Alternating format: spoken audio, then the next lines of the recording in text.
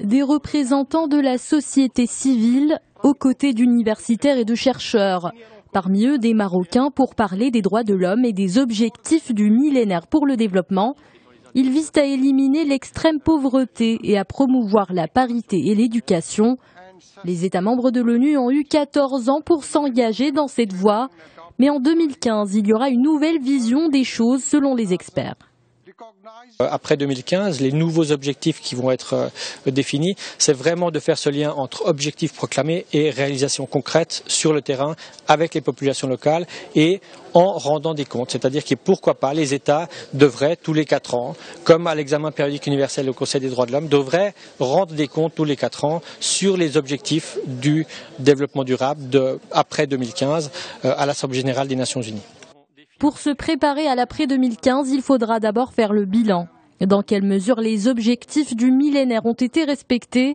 Ici, les experts évoquent le cas marocain. Il est vu comme un exemple de développement, notamment dans les provinces du Sud.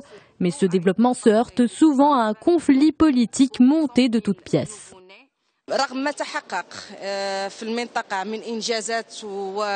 Malgré tous les progrès réalisés dans la région, il reste encore quelques problèmes à régler. Ces problèmes sont la conséquence directe du peu d'investissements étrangers.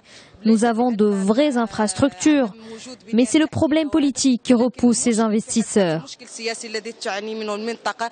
Mais les experts préfèrent rester optimistes. Selon eux, le décollage économique des provinces du Sud n'est plus qu'une question de temps. Le développement dans les provinces du Sud se fait grâce à une base socio-économique solide. La région va encore subir plusieurs changements.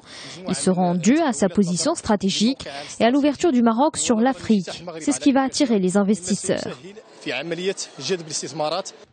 Il est donc crucial d'appliquer le nouveau modèle de développement pour les provinces du Sud, le modèle que propose le Conseil économique, social et environnemental pour donner un coup de pouce à l'économie de la région.